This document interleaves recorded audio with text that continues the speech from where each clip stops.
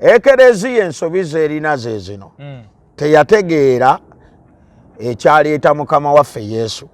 Ekyaleeta mukama waffe Yesu yadde tamala emirundi abadde musamize naye mu bakuŋŋaanye bonna mulimu abaagala okukkiriza Yesu. Bayibuli egamba ki? Mako 16:15 mugende mu nsi zonna mubuulire enjiri ebitonde byonna. Kaakati ekereziya singa yali ku musingi ogwa Kristo omutuufu yo teyandifudde ku ono, kubanga ono okumusalira omusango si kyammwe, ekyo kya mukama waffe Yesu. Naawe eyeefuula nti oli faaza, oli paasita, oli ani, ffenna tugenda kutuuka mu maaso ga mukama waffe Yesu atusalira emisango. Naye ate Yesu ng'akyatuwadde obulamu, bano abakuŋŋaanye bakuwadde omukisa, bawa amawulire amalungi, gwe bawa amawulire ga Kristo Yesu. Kaakati beekubye bwebanga eri ekereziya yo yakoze omulimu. Kampala bamusabidde, ezzana bamusabidde, ewazzana bamusabidde era bamutwala mu kereziya, naye nga yonna ekereziya eri emu. Kaakati eno obutaswala naye yadde ekola ekintu kyekimu. Wabula bamutusize ekyengera, ew'ekyengera n'agaana. Bamutusize Masaka ekikaliisizo ne Bishop w'e Masaka Silvedas Jumba naye n'agaana. Nanti kaakati yagaanye. Ani yabatiza yamubatiza amannya ago? Sekereziya. Yeye nyini abadde agamba simubatize, alina akatayenga agamba nti ye teyabatizibwa. Ye teyabatizibwa. Naye nalaba Papa ng'amukwata ku mutwe. Era ekyadde kyenyumirizaamu nti mu Uganda batono nnyo abaali batuuse mu maaso ga Papa. Ekyo kituufu. Era ng'aga nti Papa yankwata mu mutwe era nze ndi Mukatuliki. Naye ensobi y'abanaddiini kati nze kenjibabuulire. Ne basiraamu gye twava ti omusiraamu ne bw'aba mutabani wo yafudde ng'avudde mu busiraamu, gwe bw'oba oyagala abantu bayingira obusiraamu kubanga ono ye avuddewo nga ye si musiraamu, kati gwe ky'oba okola muziike mu nziika ye gye yakkiriza. Kati buulira bano abalamu basiramuke, toweetaaga kulwana.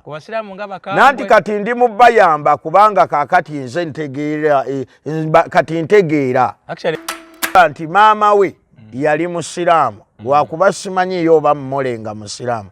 Yagamba maama we yali musiraamu, taata we Mukatuliki.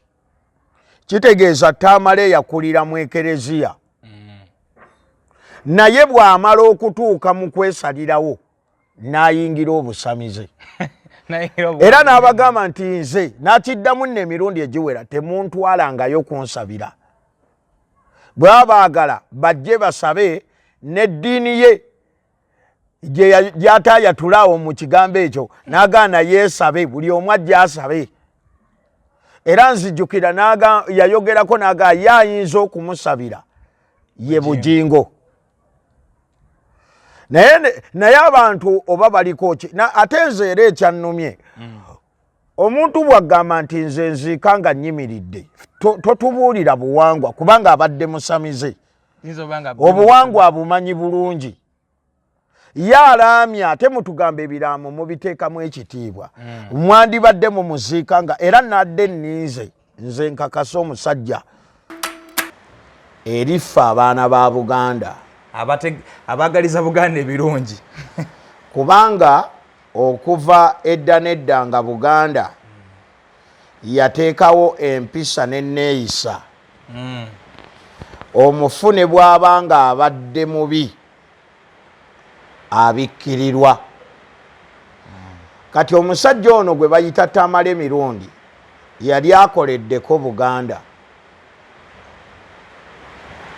Singa okolera omuntu n'abeera ng'akusasula naye n'ajja alemererwayo omwezi gumu, ekyo tekimufuula mubi nnyo. Tekimufuula mulyazaamaanyi. Buganda yabadde eyina okubaako engeri gy'esaasiramu abafiiriddwa kubanga newankubadde ono babadde tebakkaanya, naye ekisooka abadde Muganda. Ekyokubiri ng'ayina famire ate abataakosa Buganda. ekyalinayo omukisa ogenda okukungubagana ne famire eno oba kati tebikyayamba?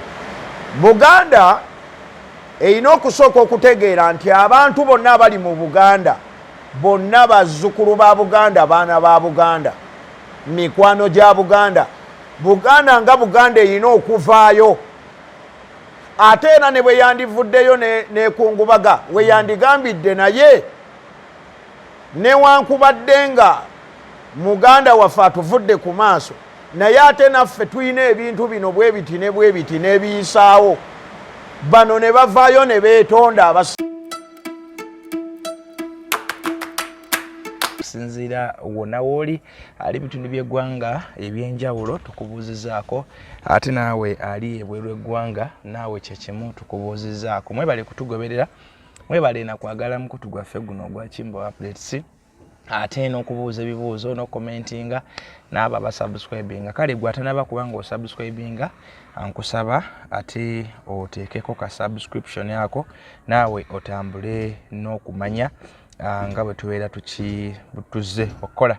Njagala okusaasira ennyo eggwanga mu ngeri ey'okuvibwako abantu baffe ab'enjawulo. Twali tuli mu nsonga z'abantu b'ekiteezi abafa kasasiro, ekintu ekiyinza okwewuunyisa ensi nti abantu bafa batya kasasiro. Kasasiro ayinza ate okuba ombulukuka, naye mu Uganda kisoboka. Twabasaasira nnyo era tukyabasaasira abo kubanga abamu n'emirambo ndowooza tegyalabika, ate nawulira nti ne poliisi yafundikira omulimu gw'okukola ki ogw'okuyiga abafu. Yalekeraawo yayigako kiyayiga neefunayo abafu 3 so n'ekiggala. Naye mu mbeera eyo wiiki eweddeko n'amawulire gatamala emirundi, wadde mukwano gwaffe alina emboozi ezinyuma, alina ebyobufuzi n'ebirala byonna. Kale tusaasidde abafamire ate n'abo bonna abadde bamuli okulumpi, abadde bamulinaanye mu nsonga ze z'abadde akola, ez'amawulire, ez'ebyobufuzi, n'eri gy'adde anywera akawala gineewala yonna mikwano gye. Kuba omuntu yenna bw'aba afudde abaako n'abo abamulinaanye, abo bayisibwa bubinnyira. Abantu badde bagamba omulenzi ono Tamale Junior agenda kubaawo atya. However nti Tamale alina abaana abalala bangi, naye ono omwana abadde nnyo ndowooza kuloozi.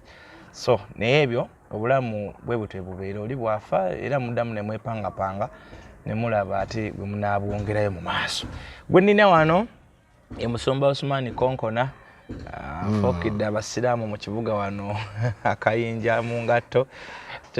Mutera okumufollowinga, abatera omufollowinga, abeera nnyo ku channel ye, abeera nnyo ku TikTok ya Musumba yawe abeerako nnyo. Ate tubeera naye wano ku Kimbo Updates ng'agezaako okuba nga attaanya ensonga ez'enjawulo. Bingi ebyayogeddwa mu kuziika Tamale emirundi ne mulumbe wonna, ebyamayembe ge, ebya Lubaale n'ebirala. Ate n'abasumba abamu tulabyeko Pastor Bujingo yabaddeyo n'agamba nti Tamale emirundi yali talina mayembe abadde alimba, ate Tamale emirundi ye mwennyini ng'agamba amayembe agalina. Waliwo n'akatambiro akalala ke twalabye nga awaddeyo akakadde ka ssente kamu, ate nga alina gwe yavumako emabega kaawo naye awaddeyo kamu. So tugenda kuba tutunuulira. Alina n'akatambiro kendabye ndowooza abadde alumba mukyala Kayanja, naye tugenda kutuukawo. Kale Musumba sokola muso ku bantu baffe. Bannaye mbalamusizzaako nnyo mu linnya lya Mukama waffe Yesu, naddala abantu abatugoberera.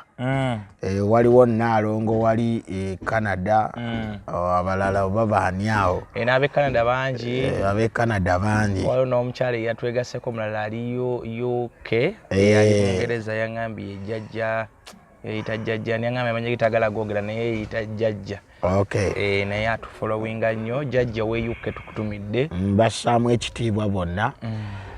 Tubeera bize mu njiri, ate Mukama atuwadde omukisa okwanukula ebintu bingi. Ekintu kiri kimu, tusaasira nnyo abaafiiridde mu kasasiro. Kituufu.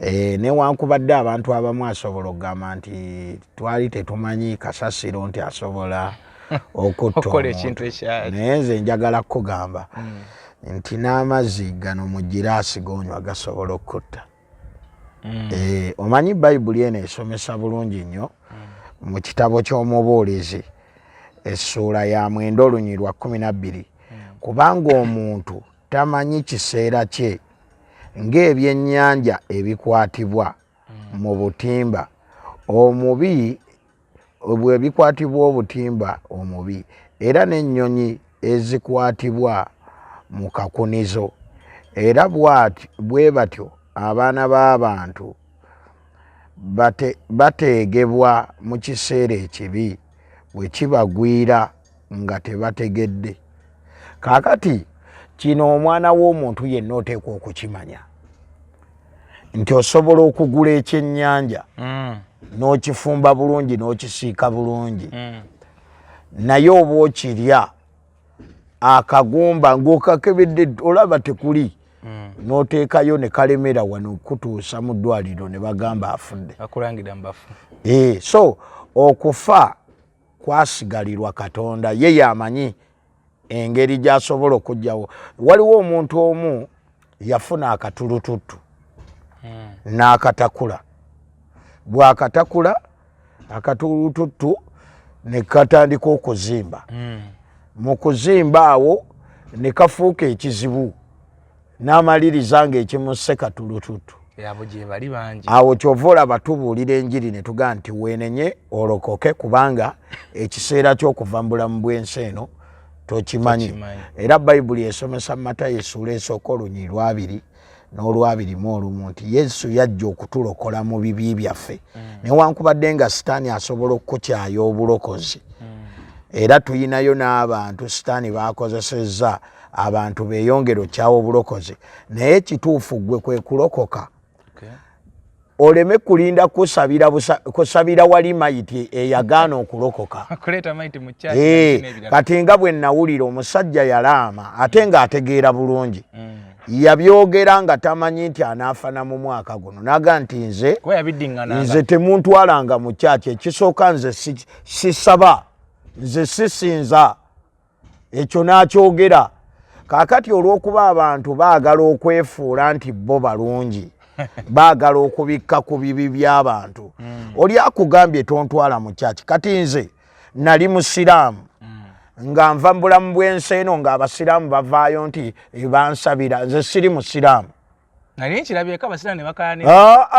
Nze tebatawaananga kukaaya nasibeerangako musiraamu nabuvaamu.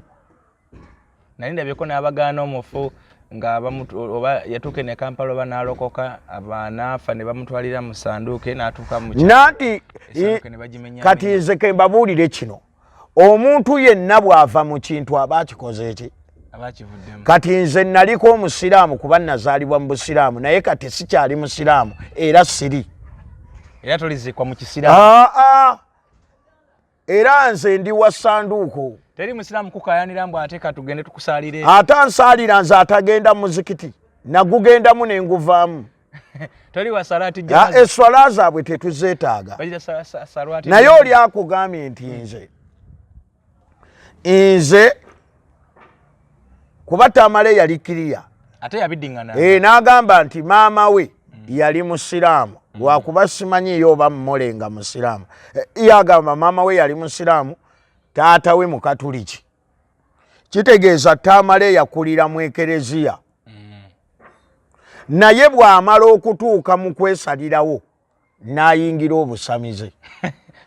Era n'abagamba nti nze n'akiddamu nno emirundi egiwera temuntwalangayo kunsabira.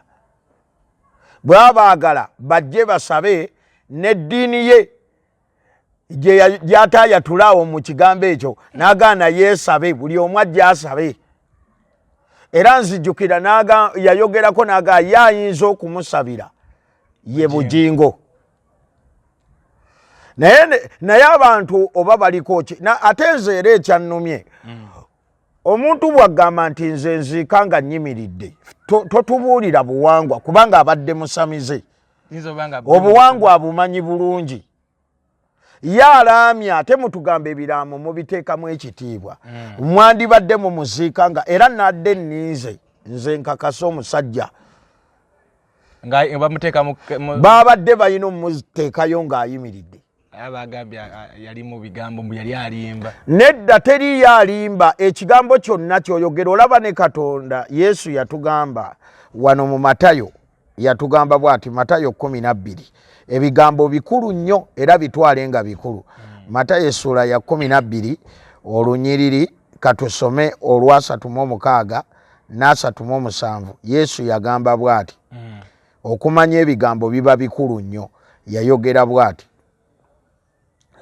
Matayo 12:36 agamba nti era mbagamba nti ebigambo ebitaliimu abantu bye boogera balibiweereza ku lunaku olw'omusango kubanga ebigambo byo bye biri kuweesa obutuukirivu era ebigambo byo bye biri kusingisa omusango amakulu gaakyo nti ne mu ggulu ebigambo babitwala nti bikulu oba obyogedde tobikakasa oba obikakasa kati gwe si gwatusalirawo nti bye yali ayogera yali tabikakasa ate nga biva ku mutima gwe kati ffe tukakasa tutya nti gwe byoyogera bye bituufu owakanye ebyoli kubanga oli yabyogera mulamu naawe oyogedde mulamu naye ye oli yakakasa emirundi n'emirundi tinze munziike nga nnyimiridde ekirala temuntwala mu ekereziya nze mbadde sisaba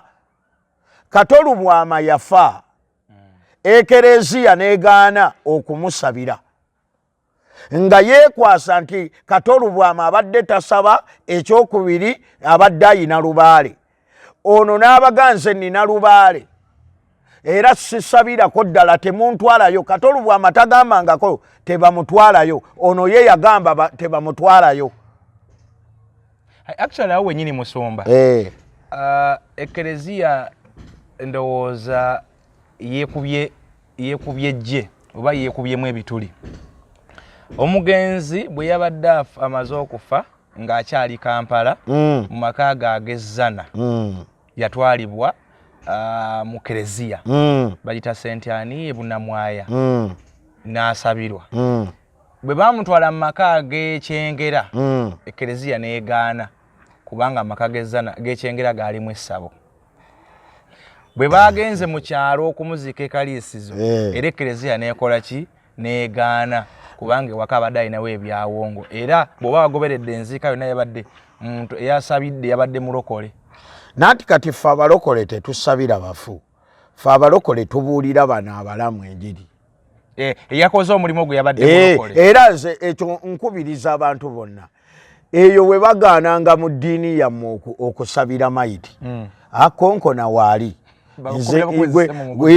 mwe kasita bw'abawa bawala mulabe entuuka gye ntuukayo nze nja kujja omulimu nja gukola ffe abalokole ffe ogwo tugukolera ddala ne tubuulira abaliwo enjiri ne tukwata mayiti ne tugiziika kino kiraga ki eri ekereziya eno mukkiriza ku mufuya omu ate eno muganye ekereziya ensobi zerina ze zino teyategeera ekyaleeta mukama waffe Yesu ekyaleeta mukama waffe Yesu yadde tamala emirundi abadde musamize naye mu bakuŋŋaanye bonna mulimu abaagala okukkiriza Yesu Bayibuli egamba ki Mako 16:15 mugende mu nsi zonna mubuulire enjiri ebitonde byonna kaakati ekereziya singa yali ku musingi ogwa Kristo omutuufu yo teyandifudde ku ono kubanga ono okumusalira omusango si kyammwe ekyo kya mukama waffe Yesu naawe eyeefuula nti oli faaza oli paasita oli ani ffenna tugenda kutuuka mu maaso ga mukama waffe Yesu atusalira emisango naye ate Yesu ng'akyatuwadde obulamu bano abakuŋŋaanye bakuwadde omukisa bawa amawulire amalungi gwe bawa amawulire ga Kristo Yesu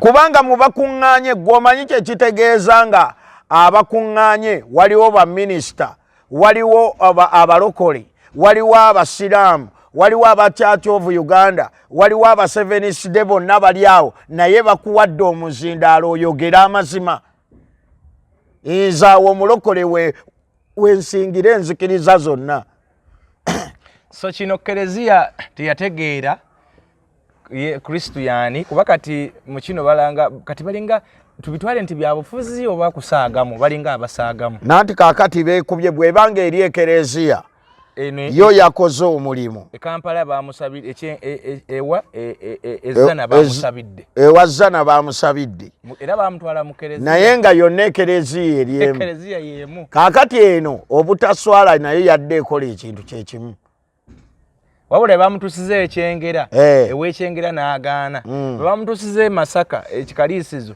ne Bishop w'e Masaka Silvedas Jumba naye n'agaana nanti kaakati yagaanye ani yabatiza yamubatiza amannya ago sekereziya ye nyini abadde agamba simubatize alina akatanga agamba nti ye teyabatizibwa naye nalaba paapa ng'amukwata ku mutwe era ekyadde akyenyumirizaamu nti mu Uganda batono nnyo abaali batuuse mu maaso ga paapa ekyo kituufu era ng'aga nti paapa yankwata mu mutwe era nze ndi mukatuliki naye ensobi y'abanaddiini kati nze kenjibabuulire ne basiraamu gye twava ti omusiraamu ne bw'aba mutabani wo yafudde ng'avudde mu busiraamu gwe bw'oba oyagala abantu bayingira obusiraamu kubanga ono ye avuddewo nga ye si musiraamu kati gwe ky'oba okola muziike mu nziika ye gye yakkiriza kati buulira bano abalamu basiramuke toweetaaga kulwana nanti kati ndi mubayamba kubanga kaakati nze ntegeera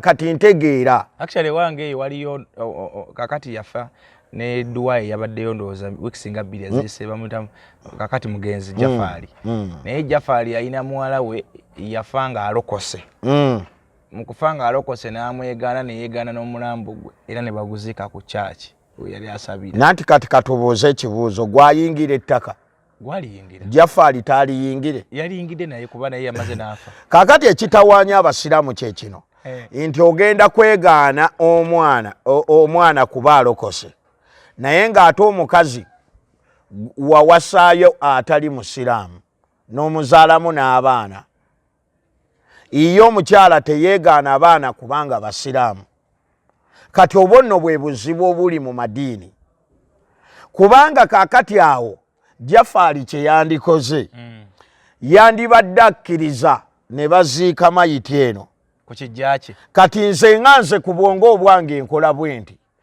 nzikiriza n'abalokole ne boogera ebyabwe ne mbagaana ye ewange nange ŋŋenda kukkiriza baseeka ne baseeka boogere bwe bamala okwogera muziika ebyammwe seeka n'ajja n'aleeta irimu mu bantu n'abakakasa nga bwe balina okusiramuka kubanga leka nkubuulire Muhammadi ono gwe mulaba maama we teyali musiraamu Amina teyali musiraamu taata wa Abdallah teyali musiraamu kojja wa Muhammadi Abdul Mutwalibi teyali musiraamu ng'abasiraamu baseeka ennaku zabali ku social media bavumanya bakambwe nnyo eri abantu abakwatagana n'abasiraamu okumanya kwe kubasumbuwa oligamba ne baba muzaddewo nga si musiraamu tomutwalira kino nanti kaakati ffe tetuganye bazadde ba Muhammadi tekwaliko musiraamu waliwo musiraamu ekyo atakimanyi Muhammadi yabeegaanako waliwo oba nekyandiikibwa ekiraga nti waliwo omusajja oba Muhammadi we yafiira alina omusajja yali omunaddiini eyamuwa mmere musajja yali mukatuliki n'amuwola kiro za kawunga 2 n'afa nga tazisasudde kaakati obuzibu bw'abasiraamu eno bo balowooza nti buli linnya ery'ekiwalabu lya busiraamu lya ddiini ate nga ziri nsi z'abawalabu nga bo era bo nze waliwo n'omuwala gwe nalaba yalina ebipapula bino ebipapula bino eby'obutaabana mwe basomera ebyo ng'oli yawandiikamu oluwalabu kaakati aba abisibamu amandaazi abasiraamu ne batabuka naye nga n'ebigambo ebirimu tebyogera ku busiraamu nga jasi lulimi lwabali kati bo balowooza nti buli ekiri mu luwalabu kitegeeza busiraamu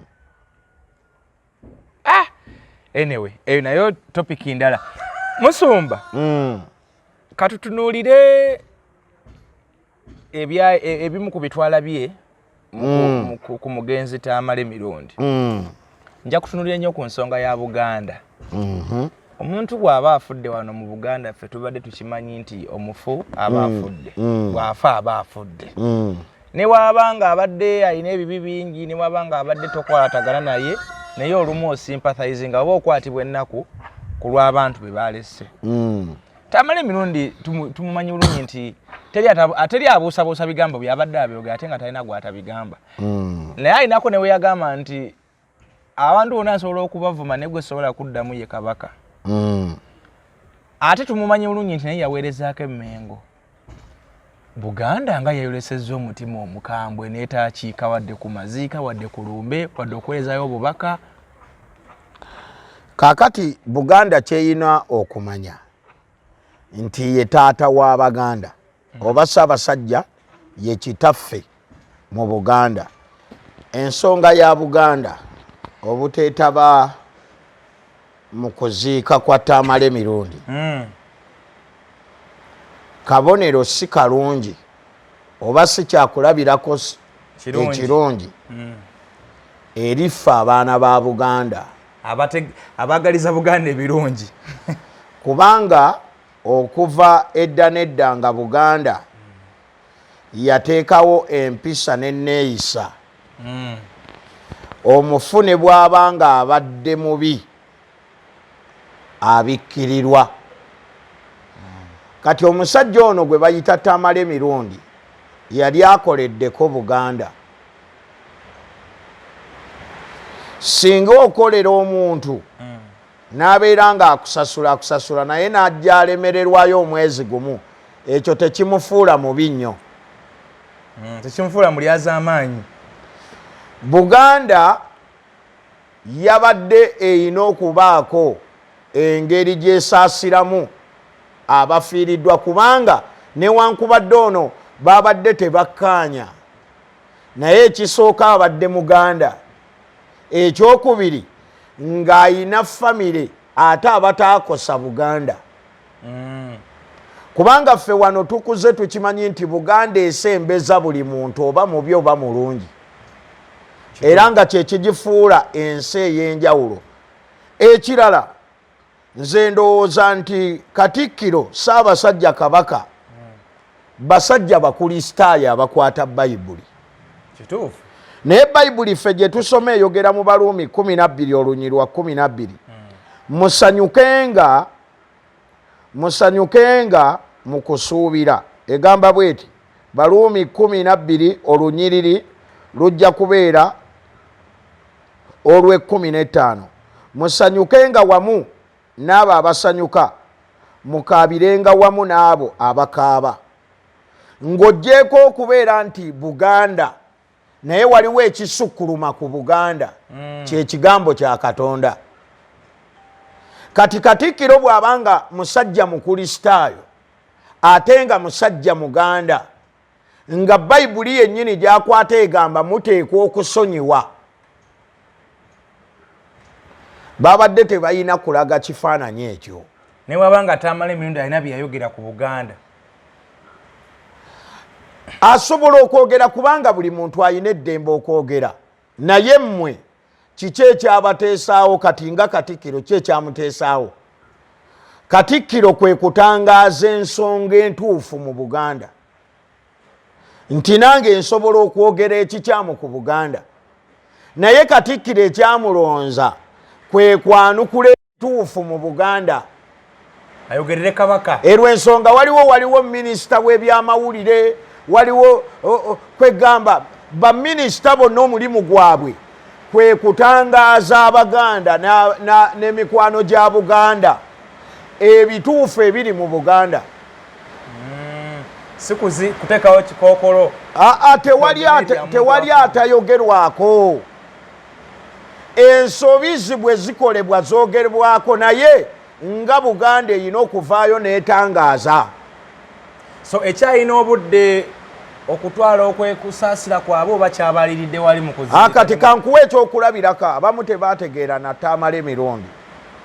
Tamale Emirundi ndowooza waliwo ekifaananyi kye yalaga kyali kya Kabaka nga mulwadde. Naye ekifaananyi ekyo ekisooka yali atwaliramu Katikkiro lwaki bakkiriza ebifaananyi ebyo okufuluma nga Kabaka afaanagana bw'atyo? Kituufu, amma ye statement yagikola. Statement ya Tamale Emirundi yali eraga Buganda kubanga olaba ne Museveni yennyini bw'aba ali mu kampeyini bajjayo ekifaananyi ekisinga obulungi ekitafaanagana nga bw'ali. Bw'ogenda mu woofiisi ez'enjawulo mulimu ebifaananyi nga Museveni akyalina muvubuka. Kituufu Tamale emirundi yali ayagala ng'ababuuza lwaki bakkiriza kye yali abalaga baalema kumutegeera kubanga kati nga bukedde ewandiika olupapula olw'olulimi Oluganda efulumya etya ekifaananyi bwe kityo ku kabaka. Era kyamunyiiza nnyo. Kati ye Tamale omusajja Omuganda yali ayina okunyiiga, naffe twanyiiga kubanga kiringa nze nfunye obukosefu. Olaba n'omuntu bw'afa tebasobola kuleeta kifaananyi kye ng'alwadde ne bakissa ku keesi era banoonyayo ekifaananyi ng'akyali nga akyanyirira. Ekyo Tamale kye yali era abaga n'ajerega kabaka nedda abaakuba ekifaananyi ekyo be bakyamu. Alina Buganda erina obudde ekyalinayo omukisa ogenda okukungubaga ne famire eno oba kati tebikyayamba? Buganda erina okusooka okutegeera nti abantu bonna abali mu Buganda bonna bazzukulu ba Buganda, baana ba Buganda, mikwano gya Buganda. Buganda nga Buganda erina okuvaayo. Ate era ne bwe yandivuddeyo nekungubaga we yandigambidde naye newankubadde nga Muganda waffe atuvudde ku maaso naye ate naffe tulina ebintu bino bwe biti ne bwe biti n'ebiyisaawo. Bano ne bavaayo ne beetonda abasigaddewo. Kubanga bangi era babadde bakuyita kuyisaamu gaali nga babaddewo. Actually mbadde ndaba nga ababadde ba MC wedde aboogera ku mukolo ogwo nga beebaza nnyo Afande Nalweyiso. Bagamba nti Nalweyiso y'omu ku bantu Tamale emirundi basinze okuvuma mu Uganda muno. Naye akasira bwe yafiidde Nalweyiso yabadde mu programu zonna ezimujjanjaba n'omutwala ebweru na biki. Ate ffe kye tusaba ne gavumenti kubanga pulogulaamu z'okujjanjaba Tamale emirundi Tamale emirundi yaliko munnamawulire wa pulezidenti. Pulezidenti oba gavumenti eno evunaanyizibwa okumujjanjaba. Naye ffe kye twandibadde tusuubira nti Nalweyiso simanyi oba Muganda naye mpulira lya Baganda. Ono ye Tamale emirundi. Nalweyiso yandibadde alwanirira mirundi okusigaza omulimu gwe mu State House. Bagamba enkokola ziri eyo. Nanti wuliriza nze okunzijjukira nga ndi ku kkoma si kyekyamakulu kubanga Tamale emirundi yadde takyasobola na kulya. Naye Nalweyiso ne Tamale emirundi Omuganda be bandirwanye nnyo Tamale emirundi osigala mu kifo ekyo. Ate nga abadde amaze emyaka gyonna nga ajja ayogera ensonga ezo era nga baziraba. Awo kati awo Nalweyiso yandibadde w'amaanyi nnyo mu bulamu bwa mirundi. Mukyala Nakyobe ye yagambye nti mbadde bunyumira ku social media nga buli wempulira ka stress nga mukeberako naye nga bonna baba mu State House. Nanti simanyi oba Nakyobe Muganda naye Nakyobe kya Luganda. Kati bannakyobe bandibadde nabo bagamba nti nedda katulwanirire Muganda waffe kubanga n'Abanyankole beerwanirira. Ekintu kino ekyokukola ku bujjanjabi bwe abadde amaze ebbanga lya wiiki 3 ekisubi. Ate era n'emabegako era yalwala n'abeera ekisubi awo ne bamubika nako na biki naye n'amaani avaayo. Bino byonna batugamba mbu State House yakoze ku lumbe byonna yasasudde n'ebirala naye nti baadde bateekateeka okumutwala olunaku lwe yafa lwe baali bateekateeka okumutwala e Bulaaya oba e Nairobi mu Aga Khan. Abantu bano State House yajja kikeereza okujjanjaba omuntu waabwe. Kati State House yandisirise ebyo tesaana nabyogerako nti baadde bamutwala ebweru ku ssente ezibbibwa mu Uganda tebasobola kukola ddwaliro wano. Lili ku mutindo ogujjanja bw'omuntu. Nze nagenze Mulago. Olira bulungi. Nagenze Mulago. Wabaddeyo abantu banga abalwadde. Nga baddidde Mulago. Olira bulungi ebigambo bino. Ne baddira abantu ne babakebera ate babeebasa ku seminti abalwadde abayi n'abamu ne bafa nga tebafunye bujjanjabi wano. Yadde omusawo okumukebera nga bali awo bataawa bazze bataawa babeebasizza ku seminti. Bwe baamaze okumukebera bino ebigambo ŋŋenda kubikuwa. Ekikolwa kye baakoze nga bamaze okukebera ne bawandiika ka lisiiti. Olira bulungi eno lisiiti si ye Mulago eyo. Mulago Agende ku kiriniki ezeetoolodde Mulago aguleyo eddagala. Ng'ate ali mu Mulago. Eno yiino lisiiti ye Mulago si ye Mulago eyo. Ye Mulago. Baazimuwandiikidde nnyingi toziraba zino zonna agenda afune ki? Agenda afune eddagala n'eno ye Mulago.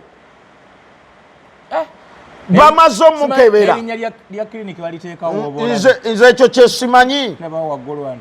Erinnya lya muntu baddemu erinnya lya clinic. Olira. Kiriniki zeetoolodde Mulago eddwaliro ly'eggwanga ekkulu. Eddagala mu Mulago teririimu. Eno tennaweza mwezi eno. Naye oddidde omuntu yenna agenda e Mulago aba takyayina busobozi bwonna. Abatalina ssente abasawo tebabakebera. Gwe teebereza omulwadde omuyi mu ggwanga lino lyonna mu ddwaliro nga tuwa omusolo. Kati nga gavumenti evaayo nti twadde twagala mutwala tumutwala ebweru. Tebasobola kukola wano ddwaliro ne bajjayo ebyuma ebyo ebyetaagisa n'abasawo abakugu ne babawa omusaala ogumala ne bajjanjaba abantu. Baali bateekateeka ery'erubowa naye ndowooza bali akomawa ssente ezikika baalyandi. Nze nsaba paalamenti etuule eyise etteeka teri mukungu wa gavumenti yenna ajjanjabirwa bweru bw'aba agenze nga ye yeesasulire. Bonna bafiire wano. Tosobola kuŋŋamba ku bbanga lye bamaze mu buyinza ng'eddwaliro ekkulu ery'e Mulago bakyebasa abantu wansi ku seminti abalwadde.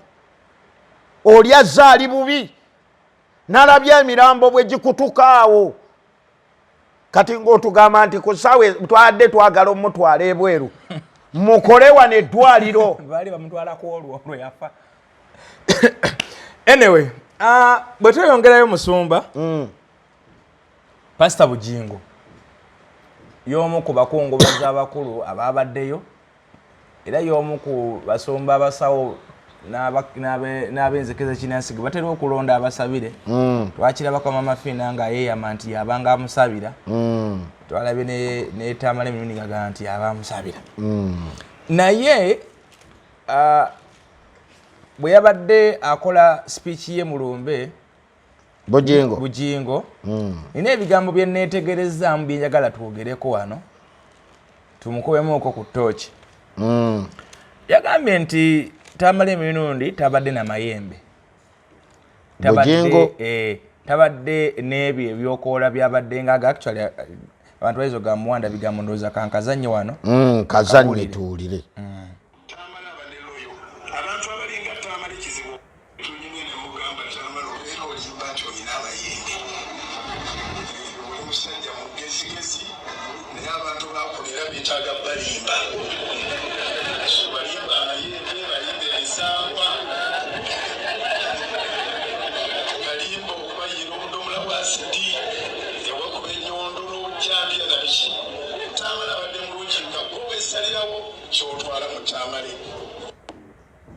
Tamale abadde ayagala Katonda era nze namutegeera nnyo emyaka mingiko netunyumye ne mugamba Tamale obeera olimba nti olina amayembe. Awo wenjagala tusimbeessiira. Tamale ng'omuntu takyegaanangako nti ye ayina ebyokoola. Era buli kaseera abadde ng'akyogera nti bano abambonyabonyeza nja bagendera mu nsozi ewaffe. Nja bagendera ewaffe nkwate mu bintu byange. Actually waliwo n'akatambi nga akyazizza omwami gwe bayita Kwezi Robinson munnamawulire ng'amututte mu kyalo gy'azaalwa alabe ewaabwe abadde mukwano gwe nnyo yamutwala alabeko ewaabwe alabe ne ku maama we mpulira era n'amutwala bwe yamutuusa mu kyalo n'ayagala amutwala amulambuze ne ku nnyumba ye omutudde ebyokoola era Kwezi n'agamba nti ebyokoola byo sijja kukola ki sijja kusembera ebyo ebintu byombi tya sijja kujjayo ebyo bijja kuyinza okukola ki biyinza okunyingira era Kwezi n'agaana mbadde ngezaako okubanga nkalonya Kwezi n'agaana okugenda ku nnyumba agiyita Lwensinga era tamala emirundi ng'agamba nti ennyumba eyo bajjajja baamugaana ogiteekamu amadirisa bayingirawe bafuluma baagala ng'alina n'ekiyumba ky'enkoko nti baamugaana okuluna enkoko nti zibakola ki zibaleekaanira okufa kwabaddewo twawulidde emboozi nga bagamba nti abantu bagenze ne babba ebyokoola bye mu kyalo eyo era ndowooza geega amawulire geegano gennyini babbye ebintu byani kindowooza twongeze ku volume kaakanowa maaso n'omulimu ogw'okusima entaana eya fuuti 15 nga omugenzi bwe yalaama era abataka bakakasizza nti si baakuva ku kiraamo ky'omugenzi bamuziike nga bwe yayagala. Ennyumba eno eri ebusukka kkubo ng'etunudde mu maka ga Namwandu Namatovu ge maka g'omugenzi Tamale Mirundi ag'omu kyalo. Muno omugenzi Tamale Mirundi mwabadde asuubirwa okutuusibwa olunaku olw'enkya wabula mu kiro ekiteeseza olwaleero abazigwa batannategerekeka bagamenye ne banyaga buli kibaddemu. Tetulina bwe twateebereza naye nga tugamba tujja kumufuna kubanga bwabbi ffe tebatubba. Mu bitwaliddwa mubaddemu ensimbi ssaako n'ebyobuwangwa Tamale Mirundi bulijjo byabadde agamba nti mwe muli empewo ze. Ebintu byonna mifaliso biwandiiko ebibbo by'abajjajjaawe n'ensomo mwali atereka ssente ze za lubaale zonna nga zitwaliddwa ate mwesimbi wadde na kimu. Naye ssente ezo zigenda kukwata omuntu otata tatudde era nze kimmanyi oluvannyuma lw'ennaku engere omuntu atutte ebibbo byaffe ebigaali ajja bbiza. Era ababibbye endowooza beerinda okugwa eddalu.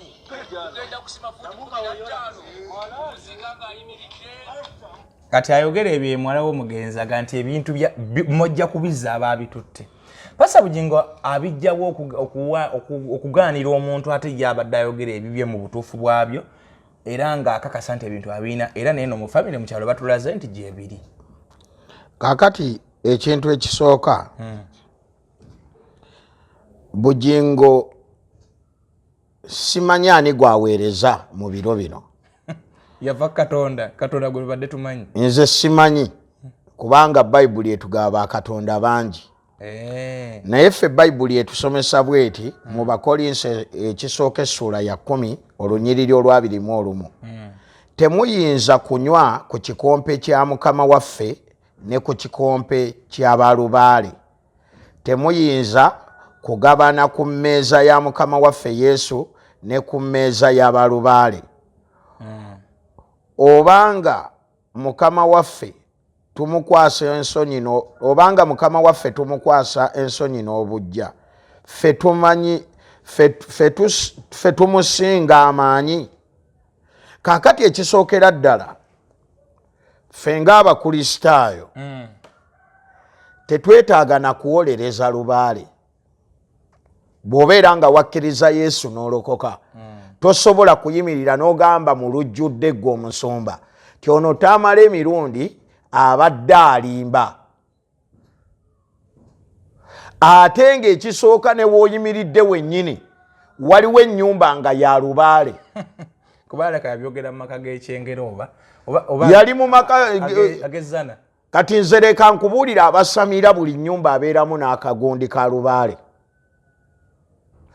Ekyokubiri ne wayita ennaku ntono n'omufu tebannamuziika. Oyogedde omufu tannaziikibwa ate era omufu tebannamuziika lubaale ne bamubbamu mu nju. Naye nga gw'obadde ogamba nti ono ne mu ggulu agenda. Era mbw abadde agala Katonda okufa. Kati kino ababuulizi b'enjiri mwenna kye muyina okumanya toweetaaga kumanya bikwata ku mufu wabula gwe kyo weetaaga kwe kubuulira abazze ku mufu ebikwatagana ku Yesu. Singa bugingo yakutte ebyawandiikibwa kubanga ffe Bayibuli etusomesa bweti lwakuba ennyiriri ezimu ayinza obutazisoma okubikkulirwa essula ya 21 olunyiriri lwa 8 naye abo ababi n'abatakkiriza n'abagwagwa n'abassi n'abenzi n'abalogo n'abasinza ebifaananyi n'abalimba bonna omugabo gwabwe gulibeera mu nnyanja eyaka n'omuliro kwe kufa okwokubiri n'ekibiriiti. Kati ate ye bugingo n'ayimirira mu lujjudde naga abantu beetaaga kulimba naye nga yo Bayibuli egamba nti abalimba n'abalogo bagenda kwesogga omuliro. Kati oli Tamale ye yayogera amazima nti nze nina lubaale. Kaakati ate ono ye n'avaayo najja akakasa abali awo bonna akakase n'abafamire nga n'abafamire bakimanyi nti omusajja ono ayina lubaale. N'avaayo n'agamba atasula mu nnyumba eyo tali wa famire eyo naye ye n'aga Tamale talina lubaale. Ne wayita ennaku 2 lubaale ne bamujja mu nnyumba ye. Lubaale ne bamubba mu nju y'omugenzi. Eyamubbye tasobola kumuzza. Abaana bagambye bajja kumuzza. Bw'aba lubaale yadde tasobola kumukuba kigo tayinza kudda. Nga tesobodde kwerwanako nga bamutwala. Ate baawonye nze ne simutwala kuba nandimwokyedde mu lujja. Awo wennyini nga tulaba awo wennyini we mukumirako omuliro. Ebintu by'abandi bwe bikwambukiramu tebiyinza. Nze ngambye ku basamiza abawera ne mbaga abo baweesiga amaanyi gonsindikiraayo ku musambwa guntuge. Naye giyinza okujja obanga tegyasobola kutugabaayo kyamasiro. Nze nali nti amasiro naye eyagookya nakati talabikanga. Ali eri yeeyagala bweyagazi. Naye kaakati buno bulubaale obuli ne mu kitanda n'ogaa tebasobola bwokya. Naye nze kyengezaako okugamba nti abasumba mukole omulimu gwammwe. Buli wookwatira ku muzindaalo Yesu akusuubira okubuulira abantu enjiri ebakyusa okuva mu kibi. Kubanga awo wooli waliwo abasamize waliwo abataagalangako na kugenda mu kyaki Bayibuli. Kaakati ate ofunye chansi otuwaanira ono bw'atalina lubaale ate ng'ayina lubaale n'otugamba agenda mu ggulu. Bayibuli egamba nti omuntu yenna eyagaana erinnya lya Yesu n'amwegaana waawano kansome nawo. Bayibuli esomesa bweti Matayo essuula ya 10 olunyiriri lujja kuba lwa 3:2 na 3:3. Bayibuli esomesa bweti Yesu agamba nti kale buli muntu yenna alinjatulira mu maaso g'abantu nange ndimwatulira mu maaso ga Kitange ali mu ggulu. Naye yenna alineegaanira mu maaso g'abantu nange ndimwegaanira mu maaso ga Kitange ali mu ggulu. Kati ate gwe nojja n'otugamba omusajja eyeegaana Kristo naga ye tasobola kulokoka, gwe n'otugamba nti ate kaakati ye agenda mu ggulu nga n'ebibbo biri muli lubaala alyawo.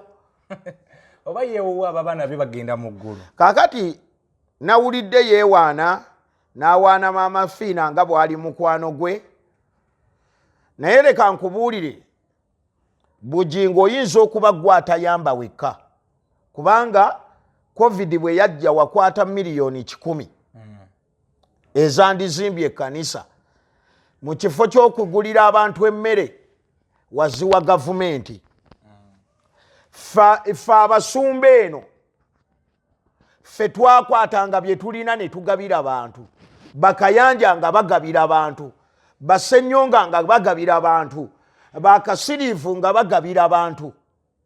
Era tuyina amasomero ag'enjawulo ag'abalokole agasomesezza abaana b'abantu ku bwereere. Ekyenjawulo nti abalokole bwe baba bagaba ebintu byabwe ate tebagenda leeta bamawulire nga Maama Fiina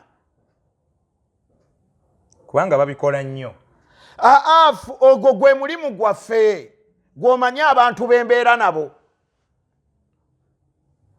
Bugingo babeera nabo ba luganda lwe. Yo kyagendayo ng'omusaba buyambi. Ayina ab'amagye mayitirivu nnyo yagamba nga abasumba batambula n'obukuumi bwaki. Nze nali mmanyi nti ye tabwetaaga. Ate kati ye akyongeramu bwongezi kubanga taata akozesa n'amaloka y'amagye mwennyini. So kaakati bugingo bw'oba wasalawo kulwanyisa bwakabaka bwa Katonda gwe kimanye nti waliyo olunaku olw'okuva mu bulamu bw'ensi eno. Nga bwe wabadde mukungubagira Tamale olunaku olwo lujja kukya nga bugingo gw'okungubagirwa. So bugingo nga bugingo kyadalina okukola ku lumbe lwa Tamale ng'akutta akazindalo kiki? Bw'obeera ng'oli mubuulizi wa njiri eyalokoka kwe kutaasa emyoyo gino n'ogibuulira Yesu. Si kugiwaanira mugenzi omugenzi ebibye bikomye. Bayibuli esomesa bweti nze kenkuwa ennyiriri ozeetegereze nga ziri mu Bayibuli yennyini. Tuli mu Mubuulizi essuula ejja kubeera ya 9. Mubuulizi essuula ya 9 olunyiriri lujja kuba lwa 5. Bayibuli egamba bweti kubanga abalamu bamanyi nga balifa naye abafu tebaliiko kye bamanyi so tebakyalina mpeera kubanga n'ekijjukizo kyabwe kiryerabirwa. Abafu omufu taliiko kyamanyi ebibye bikoma wano bw'abanga yagaana okulokoka kikomyawo. Lw'ensonga lwaki ffe abaalokoka ne tutegeera Kristo bw'ompa omukisa ogwo enjiri gye mba mbuulira abantu bano kumanya Yesu kubanga waliwo n'abamuvuma. Ona abagala okusooka okumulaba nga alina baakoledde. Omulimu gwa bugingo yagwerabira dda. Maama Fiina najja omusabire n'olema omwatuza obulokozi. Ne Tamale mirundi mwennyini. Tamale mirundi najja mu kyaki. Omanyi lwaki yali tayinza na kulokoka? Ale badda mu kuyimba nnyimba za ddiini. Yabutera mu katumuyimbire z'ategeera. Katumuyimbire teyeetaaga byategeera.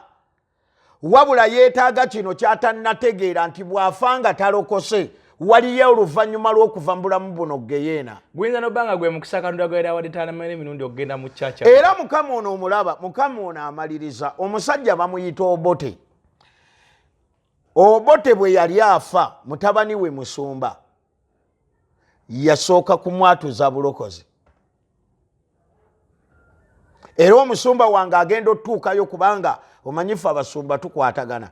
Kati bamuyita mutabani we naga nebaza Mukama kubanga taata wange ayatudde obulokozi.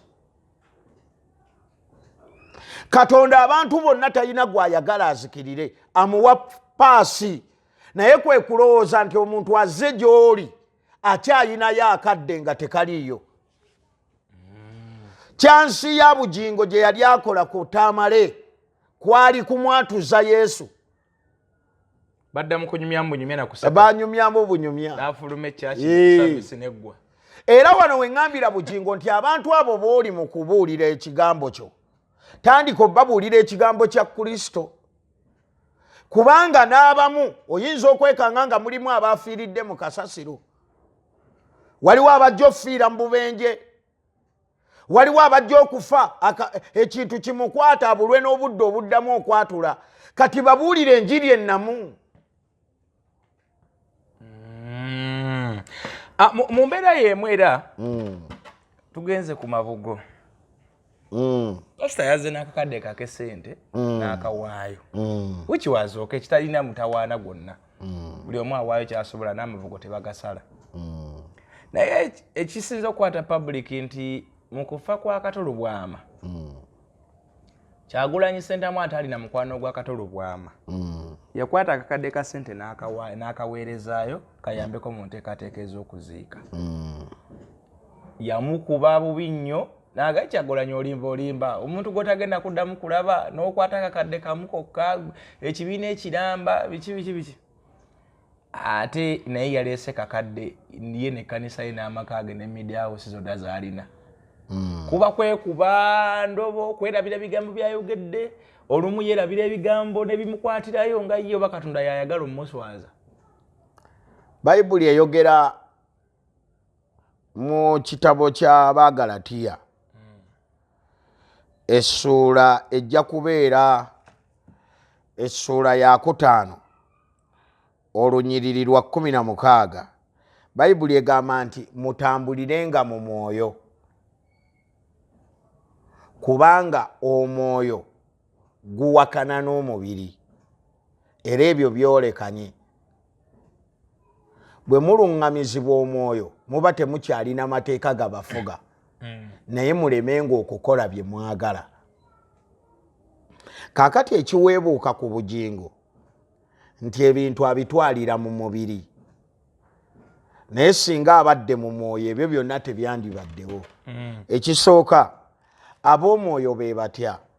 Bayibuli bw'eba ng'etusomesa mu Bakolinso ekyokubiri 9:7 egamba bw'eti buli muntu akolenga bw'amaliridde mu mutima gwe si lwa nnaku newankubadde olw'okuwalirizibwa kubanga Katonda ayagala oyo agabana essanyu. Kaakati omusajja Bobi Wine ku buvunaanyizibwa bw'alina kuba nze mmanyi Bobi Wine alina obuvunaanyizibwa bungi. Buyitirivu abaana b'abasibe abali mu makomera. Bobi Wine bw'akwata akakadde ka ssente n'akakuweereza kati ketubuuze mu b'eŋŋanda ze bameka abakakuwadde? Akakadde ka ssente kakola omulimu munene.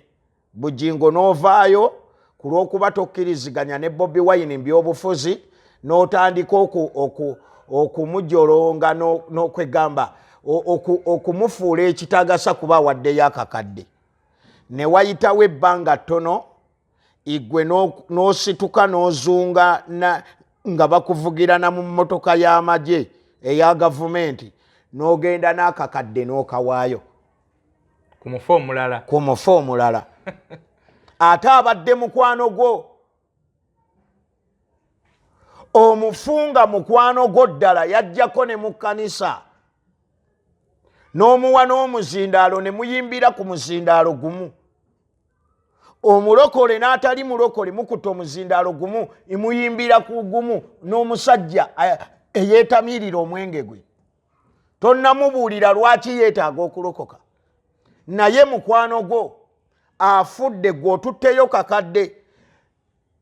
Bobi Wine yatwala akakadde n'otandika okutyoboola Bobi Wine.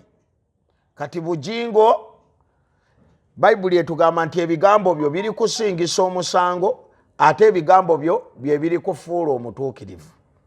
Oba olumu yeerabira by'abayogedde. Nanti buli lw'obeera mu mubiri weerabira. Teriiyo wa mwoyo yeerabira. Kubanga statement ezo azenga azikola nawe zitali zino ez'akakadde. Waliwo olumu lwe yatugamba nti Susan yamulabirira. Ate oluvannyuma yatugamba nti Richard yabadde anoonya okuva ku sitokisi. Kati ebimu ku bitawaanya bugingo yakyogerako n'agamba nti omukazi ne bwakkola ki tosobola mmukyawa era ogwo yagamba gwe mwoyo gwo. Ne wayita ennaku n'atugamba omukazi yadde atunda ettaka lya chachi kati nze mukyaye enfunye omulala. Kaakati ekyo ekikoze ebintu ebyo gwe mwoyo gw'omulabe sitaani oguba gw'okufugiramu kubanga Bayibuli esomesa etya. Yokaana essula ya 8 olunyiriri lugenda kubeera 44. Bayibuli esomesa bweti mwe muli bakitammwe sitaani era mwagala okukola okwegomba kwa sitaani oyo okuva ku lubereberye ye musi. So tanywerera mu mazima kubanga amazima tegali mu ye. Bw'ayogera obulimba ayogera ebiva mu bibye kubanga ye mulimba era ye taata w'abalimba. Yokaana 14:6 Yesu lyekkubo n'amazima n'obulamu. Mu Yesu Kristo mulimu mazima. buli lwobeera nga ggwe eyeeyita omusumba ovaamu obulimba tegeera kitaawo amagezi genkuwa kwenenya ove ku musajja oyo sitaani bw'otaave ku sayidi ya sitaani n'okkiriza sitaani akuwa ebigambo bye ojja kumaliriza ofiiridde mu bulimba ng'oyingira geyeena okukwata bayibuli eno n'ojja